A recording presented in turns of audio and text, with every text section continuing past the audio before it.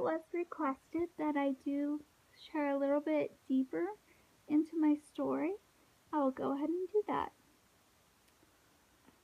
My first symptoms started as far back as 10 or 11 years old. I had joint problems and always being sick and missing a lot of school due to migraines, viruses, illnesses, anything under the sun. I'd always be sick. I had double viral pneumonia around that time and had a very severe reaction to the antibiotics. I was sick for months, and my fever with the reactions of the medications got upwards as far as 107 to 108. I was delusional. My body was just shutting down. But I was sick for months, and it was in third grade, and this may have been a trigger to kind of start all of this. But obviously, I'm no doctor, but sometimes some of the doctors, I think I know more about my disease than they do. And also, I feel like a complete pharmacist because I've been on hundreds and hundreds and hundreds of medications over the years. Uh, at the time, we tried every doctor, treatment, and medication we could think of over the last, oh gosh, I would say severely over the last decade. It got to the point where nothing affected the excruciating pain I was experiencing, and many doctors had admitted that they couldn't even help me. The frustration, the devastation of getting your hopes up, them being crushed so many times. How can a doctor not help you or fix you? It's tough news to hear over and over again. I was seeing a doctor like every 2 weeks for 5 to 7 years, trying to figure out what was going on.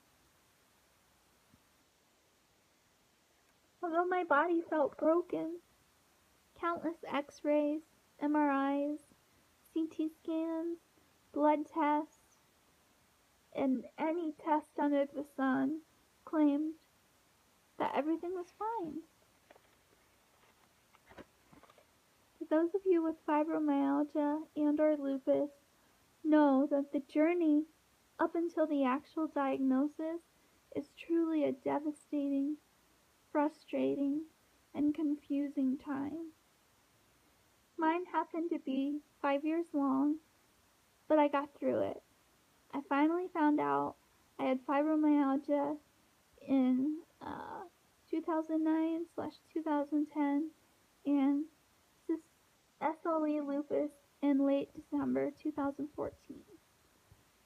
At the time, I was so relieved I had an actual diagnosis. I figured I'd start treatment. It'd be like getting like a Z-Pack for the flu or, an antibiotic, and you take it for 10 days and you're all better. But unfortunately, that's not how it is with a chronic illness. You're never truly pain-free. You're never truly not sick. It's just how you push through and how you work things out. And some days you feel like you fail.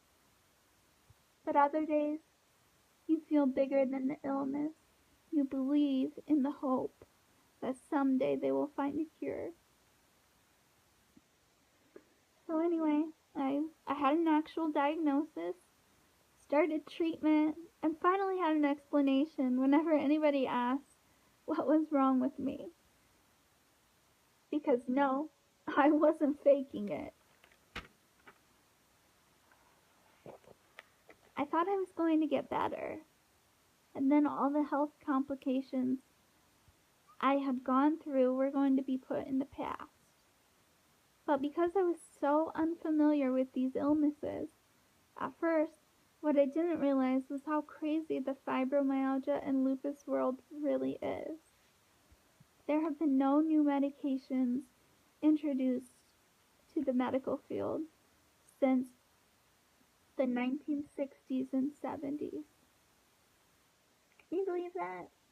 That's ridiculous. And I'll tell you what, the Lyrica commercials for fibromyalgia, there is no way in hell that that lady has fibromyalgia.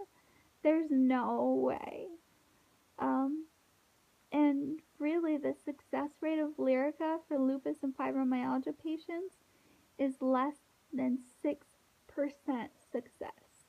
I had a very severe reaction where my hands and feet swelled up so big I couldn't even put my foot in a very loose slipper or shoe. It was really scary. Uh, this illness has changed me and my life in more ways than I could ever have imagined. And I know that there are millions of others out there who are going through the exact same thing, if not much worse. I hope I hope everyone going through this experience is able to relate to my story. We must continue to spread awareness and fight for the proper testing, diagnosing, treatment, and most importantly, a cure.